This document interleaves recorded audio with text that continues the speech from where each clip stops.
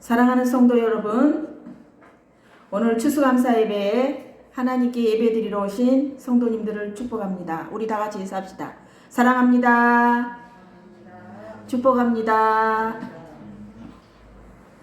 오늘 말씀은 시편 100편을 본문으로 감사로 하나님께 나아가라는 제목으로 은혜를 나누려고 합니다.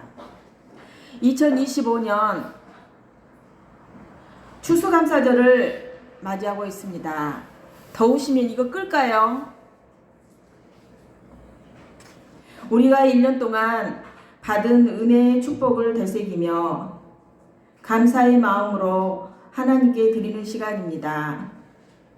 추수감사절은 단지 음식과 가족 모임을 넘어서 우리의 삶 속에 역사하신 하나님의 섭리를 기억하고 감사하는 날입니다.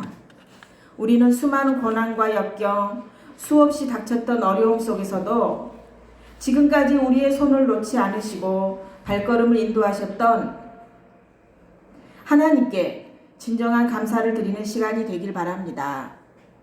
어느 마을에 농부 한 명이 있었습니다.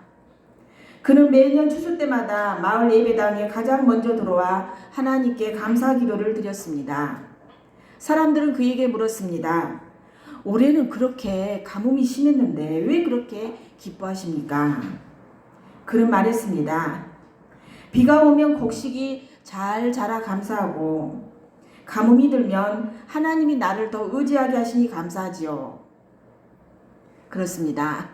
감사는 상황의 결과가 아니라 하나님과의 관계에서 흘러나오는 신앙의 열매입니다. 오늘 본문 시편 100편은 하나님의 백성이 감사의 문을 열고 들어가는 찬양의 시입니다. 하나님께 감사하는 것이 곧 예배의 본질이며 감사는 하나님을 아는 신앙의 표현입니다. 시인은 본시의 처음부터 끝까지 하나님을 찬양하고 있으며 온 땅으로 더불어 하나님에 대한 감사와 하나님의 축복에 함께 동참하기를 요구하고 있습니다. 왜냐하면 모든 택한 백성들이 천지 만물을 지으신 하나님의 소유요 백성이기 때문입니다. 하나님께서 기르시는 양이기 때문입니다. 오늘날 얼마나 우리를 유혹하고 있는 것들이 많이 있습니까? 자동차, 강도, 살인 등과 같은 것들이 우리를 위협하고 있는 위험한 것들로 온통 가득 찬 이 세상 속에서 하루하루 생명을 연장하며 사는 것은 정말로 기적과도 같은 일입니다. 하나님이 돌보시는 손길이 없다면 불가능한 일입니다. 그러므로 우리는 본시를 읽으면서 창조주로서 목자로서 우리를 돌보고 계시는 하나님의 크신 은총을 깨닫고 찬양과 감사로 나가야 합니다. 첫 번째로 감사는 예배의 초청입니다. 온 땅이여 여호와께 즐거운 찬송을 부를지어다. 기쁨으로 여호와를 섬기며 노래하면서 그의 앞에 나갈지어다. 아멘. 시인은 온 땅이여 여호와께 즐거운 찬송을 부를지어다 라고 요구했습니다. 감사는 이스라엘 백성의 특권만이 아닙니다. 모든 피조물의 부름입니다. 그리스도께서 오심을 통해 이스라엘이란 개념이 혈통적인 이스라엘에게만 국한되지 않고 성령과 말씀으로 거듭난 그리스도인, 즉 영적 이스라엘로 확산되었기 때문입니다. 뿐만 아니라 예수님께서도 하늘로 승천하시기 전 11제자가 음식을 먹을 때와 그 승천하실 때 제자들에게 온 천하, 만민, 모든 족속, 땅끝까지 복음을 증거하라고 명령하셨습니다. 여기서 온 땅이여 여호와께 즐거운 찬송을 부를지어다 라고 했는데 여기서 즐거운 찬송이라는 말의 히브리어 루아는 승리의 함성을 지르다 라는 뜻도 있습니다. 즉 감사는 패배자의 한숨이 아니라 승리자의 고백입니다. 감사는 하나님께서 이미 우리 삶 속에서 승리하셨음을 선포하는 행위입니다. 우리는 감사할 때마다 하나님의 승리편에 서 있는 사람임을 고백하는 것입니다. 성도는 기쁨으로 여호와를 섬기며 노래하면서 여호와 앞에 나아가야 합니다. 이것이 바로 복음 시대의 그리스도를 믿는 자들이 구원의 은총을 허락하시고 생명의 길로 인도해 주시는 하나님의 은총을 기쁨으로 노래하면서 하나님을 섬기게 될 것을 예언하고 있습니다. 성도의 기쁨은 순결한 기쁨입니다. 영적인 기쁨입니다. 거룩한 기쁨입니다. 본절은 하나님께 기쁨으로 노래하며 찬양하는 삶을 살았던 시편 기자의 삶을 잘 보여줍니다. 이와 같이 성도는 항상 주의 이름으로 인하여 기뻐하고 진리와 함께 기뻐하는 삶을 살아야 합니다. 미국 초대 대통령 조지 워싱턴은 1789년에 전쟁의 상처가 가시지 않은 때에 첫 번째로 전국 추수감사절을 선포했습니다. 그는 이렇게 말했습니다. 전능하신 하나님께 감사와 기도를 드리는 날을 한 목소리로 지키는 것이 국민의 의무임을 인정합니다. 하나님께서 이 나라를 인도하셨음을 감사합시다.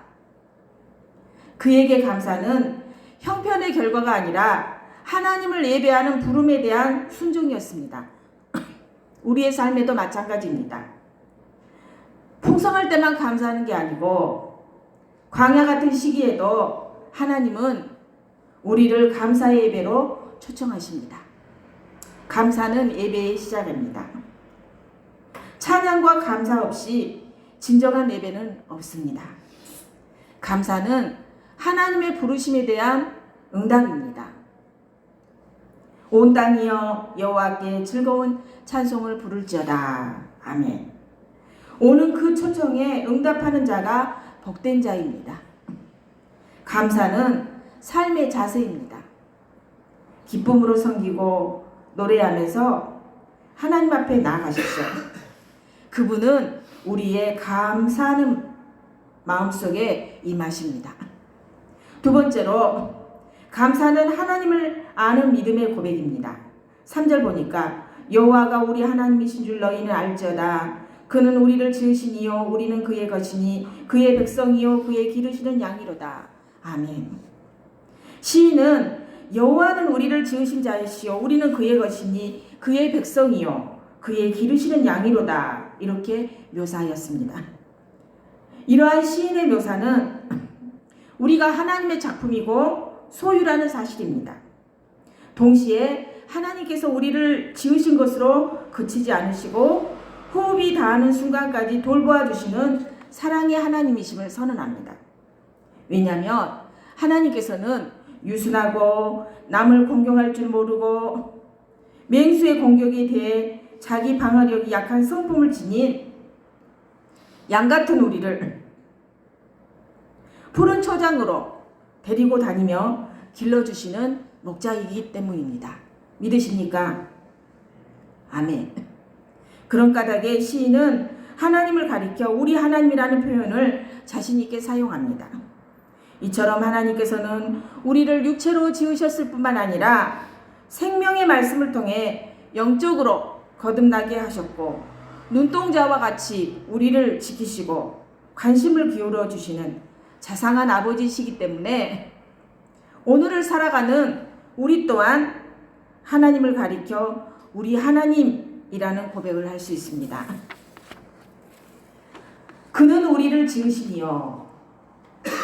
이 말씀은 인간의 기원을 잘 나타내고 있습니다. 이 말씀은 진화론과 같은 그릇된 인간 기원론과 달리 인간의 기원이 하나님의 창조에 기초하고 있다는 명백한 성서적 견해를 잘 표현해 주고 있습니다.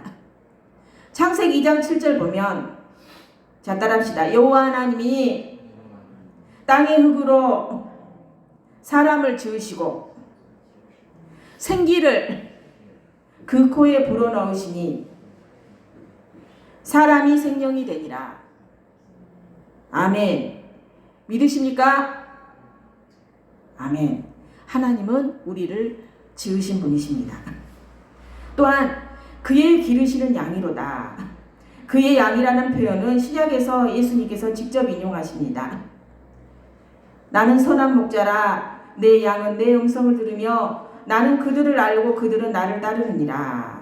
아멘. 시편 100편의 감사는 예수 그리스도 안에서 완성된 구속의 감사로 이어집니다. 그분이 우리를 죄의 사망에서 건지시고 하나님의 양으로 삼으셨기 때문입니다. 세 번째로 감사는 하나님의 임재로 들어가는 길입니다. 4절 보니까 감사함으로 그의 문에 들어가며 찬송함으로 그의 궁정에 들어가서 그에게 감사하며 그의 이름을 송축할지어다. 아멘. 성전의 문과 궁정은 하나님의 임재가 거하던 장소입니다. 감사는 하나님의 임재의 문을 여는 열쇠입니다. 이스라엘 백성은 성전에 들어갈 때마다 감사와 찬양으로 하나님께 나아갔습니다. 오늘 우리도 마찬가지입니다. 감사는 우리의 예배를 하나님께로 인도하는 통로입니다. 성전의 문은 아무나 들어갈 수 없었습니다. 죄인은 그 문 안으로 들어갈 수 없었지요. 그러나 시인은 감사함으로 그 문에 들어가라고 말합니다. 어떻게 가능합니까? 바로 그 문은 예수 그리스도이시기 때문입니다.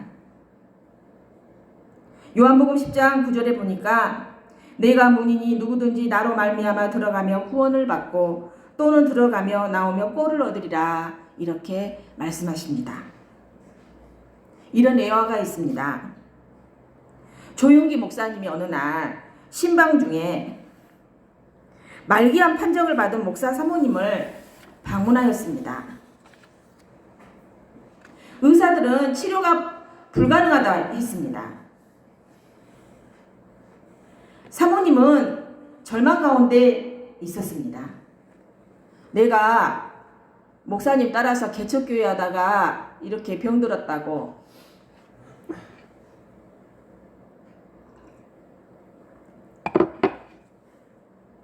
막 원망하면서 울었습니다. 그때 조용기 목사님이 말씀하셨습니다. 사모님, 지금부터 감사하십시오. 병든 것까지도 감사하고 숨 쉬는 것도 감사하고 오늘 하루를 주신 것도 감사하십시오. 이렇게 이야기해 주었습니다. 그래서 사모님은 순종하는 마음으로 감사 노트를 쓰기 시작했습니다. 하나님, 오늘도 이렇게 살아있게 해주셔서 감사합니다. 숨쉬게 해주셔서 감사합니다. 하나님, 고통 중에도 기도하게 해주셔서 감사합니다.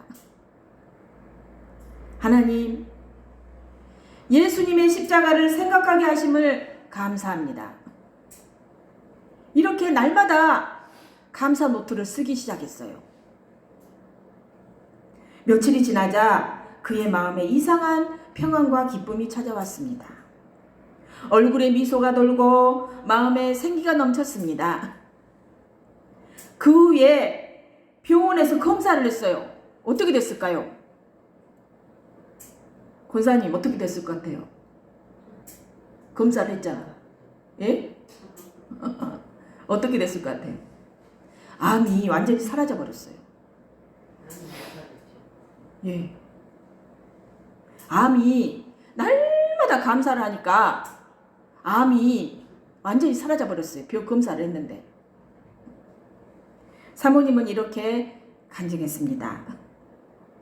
병이 나은 것은 기적이 아니라 감사할 수 없던 내가 감사하게 된 것이 기적입니다. 감사가 제 몸보다 먼저 제 영혼을 고쳤습니다. 라고 고백했습니다. 사랑하는 성도 여러분, 감사는 문제를 해결하는 수단이 아니라 하나님의 임재의 문을 여는 믿음의 열쇠입니다. 우리가 감사로 나아갈 때 하나님은 그 문 안에서 기적의 역사를 이루십니다. 네 번째로 감사는 하나님의 성품을 신뢰하는 믿음입니다. 5절 보니까 여호와는 선하시니 그의 인자하심이 영원하고 그의 성실하심이 대대에 이르리로다. 아멘. 감사는 하나님의 성품에서 비롯됩니다. 시인은 세 가지로 하나님을 찬양합니다. 선하심, 선하시다. 하나님은 언제나 우리에게 유익을 주신다. 인자하시다. 헤세드, 언약의 사랑, 변치 않는 자비를 가지고 계시다. 성실하심, 하나님의 약속은 반드시 이루어진다라는 뜻입니다. 하나님은 당신의 백성을 필요시에만 잠깐 관심을 보이시다가 실증이 나면 그냥 내팽개쳐 버리는 그런 분이 아닙니다. 하나님은 비록 당신이 살아가는 자의 삶이 당신의 뜻에서 멀어져 있을지라도, 그 영혼이 아무리 크고 엄청난 허물 아래 있을지라도 그 영혼을 영원히 잃어버리지 않으십니다. 그렇습니다. 인간의 편에서는 하나님의 품을 떠나기도 하고 또 즐겨 하나님을 섬기기도 하는 등 많은 우여곡절을 경험한다 할지라도 당신의 백성을 향하신 하나님의 사랑과 관심은 결코 변함이 없으시고 영원하십니다. 이것이 바로 하나님의 영원한 사랑입니다. 정녕 한번 하나님의 사랑의 포로가 되면은 천국 가는 그날까지 하나님께서 결코 버리지 않으십니다. 믿으십니까? 이러한 하나님의 신실하심을 우리가 어찌 감사하지 않을 수 있겠습니까? 성도 여러분, 우리의 감사가 흔들릴 때 하나님을 생각하십시오. 하나님은 변하지 않으십니다. 하나님의 사랑은 영원하고 그분의 약속은 신실하게 이루어집니다. 이 언약의 사랑은 십자가에서 완성되었습니다. 그리스도의 고난 속에 하나님의 선하심이 드러났고 그분의 피 속에 영원한 인자하심이 나타났으며 부활의 능력 속에 하나님의 성실하심이 확증되었습니다. 사랑하는 성도 여러분, 감사로 하나님께 나아가십시오. 시편 100편은 단순히 감사라는 명령이 아니라 감사를 통해 하나님께 나아가라는 초청입니다. 오늘 우리가 드리는 추수감사 예배는 올해의 결실을 드리는 예식이 아니라 하나님의 은혜를 기억하고 그리스도의 구속을 찬양하는 예배입니다. 감사는 선택이 아니라 순종입니다. 상황이 아니라 말씀을 기준으로 감사하십시오. 감사는 구속의 증거입니다. 예수님이 내 인생의 주인 되심을 고백하는 것이 감사입니다. 감사는 선교의 통로입니다. 온 땅이여 여호와께 즐거운 찬송을 부를지어다. 아멘. 우리가 감사할 때 세상이 하나님을 바라봅니다. 오늘 예와 한편으로 설교를 마무리하려고 합니다. 1620년 9월 6일 날 영국의 청교도들이 메이플라워를 타고 미국 동부를 향하여 출발했다는 이야기 다 알고 계시죠? 그런데 거의 비슷한 시기에 메스터호라는 배를 타고 남미로 간 청교도들이 있었다는 사실도 아십니까? 많은 분들이 메이플라워호에 대해서는 잘 알고 계시지만 메스터호에 대해서는 대부분이 잘 모르고 계실 것입니다. 그들은 모두 신앙인으로서 교회에 열심히 출석하던 사람들이었고 또한 신앙의 자유가 필요한 사람들이었습니다. 그러나 북미로 가던 메이플라워호와 남미로 떠나던 메스터호에는 근본적인 차이가 하나 있었습니다.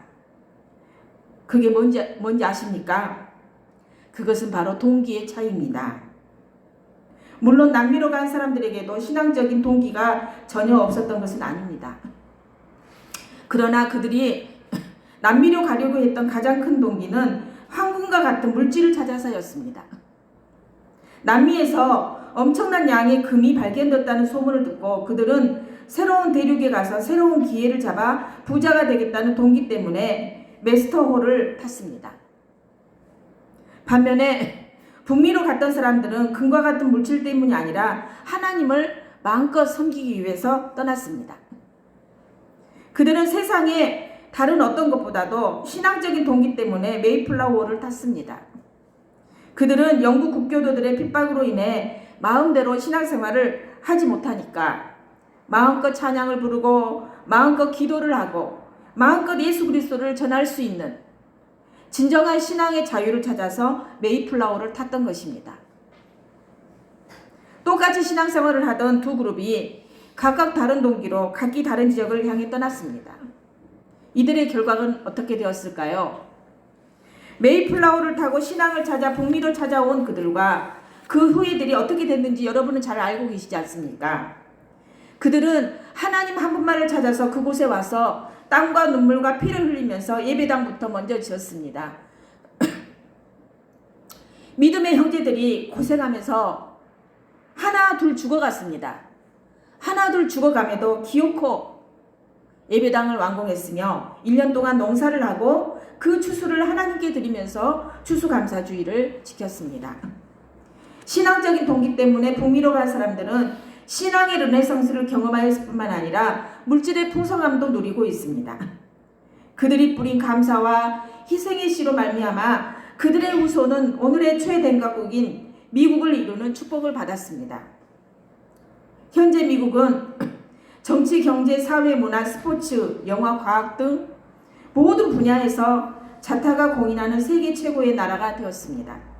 그런데 메스토어를 타고 황금을 쫓아 남미로 간 사람들은 어떻게 되었습니까? 물질적인 동기 때문에 남미로 간 사람들은 신앙도 잊어버렸습니다. 그들이 그렇게 원했던 돈도 벌지 못했습니다.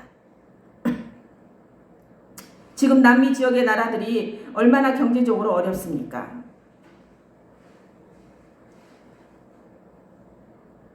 브라질, 아르헨티나, 칠레, 페루 등의 나라들은 인플레이션과 반복되는 경제 불안으로 매우 어려운 처지에 있습니다. 다 그 후예들 아닙니까? 그래서 한 번은 남미의 아르헨티나 대통령이 미국의 대통령을 만나서 이렇게 말했다고 합니다. 당신의 조상들은 하나님을 찾아서 신대륙으로 건너왔습니다. 그들은 하나님도 찾고 하나님의 축복 속에 황금도 선물로 얻었습니다. 그러나 우리 조상들은 황금을 찾아서 이 땅으로 건너와서 황금도 찾지 못하고 하나님도 잃어버리고 말았습니다. 신앙의 조상들을 둔 당신들이 한없이 부럽습니다. 이렇게 말했다고 합니다. 결심의 동기의 차이가 빚은 결과는 이처럼 충격적인 대조를 보여줍니다. 성경은 너희는 하나님과 재물을 겸하여 섬길 수 없느니라 이렇게 말씀합니다. 하나님과 재물, 하나님과 세상, 하나님과 인기, 하나님과 명예, 이 중 무엇을 선택하시렵니까? 하나님의 백성들인 우리는 오직 하나만 선택해야 될 줄 믿습니다. 하나님 바로 그분입니다. 너희는 먼저 그의 나라와 그의 의를 구하라. 그리하면 이 모든 것을 더하시리라. 아멘. 언제 어떤 순간에도 하나님만 선택함으로 감사의 조건들이 넘쳐나는 우리 모두가 될 수 있기를 바랍니다. 자, 따라합시다. 범사에 감사하라. 이는 그리스도 예수 안에서 너희를 향하신 하나님의 뜻이니라. 아멘. 기도드립니다.